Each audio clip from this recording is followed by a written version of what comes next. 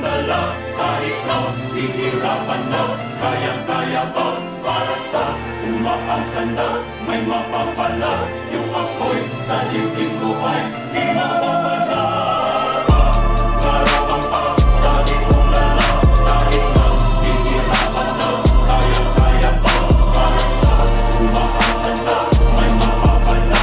Yung apoy sa dibdib ko ay di mawawala. Dami-dami ko nang tiniis, mga problema ko na pinanis, mga pangarap ang dala hindi ko inalis. Kailangan pa rin kumayod kahit pawis-pawis, kasi kailangan ko makabili ng kanin, ulam na madadala ko para sa amin. Kulang ba lahat ng mga panalangin? Bakit ang bigat-bigat na ng mga pasanin? Madalas sa mga araw na walang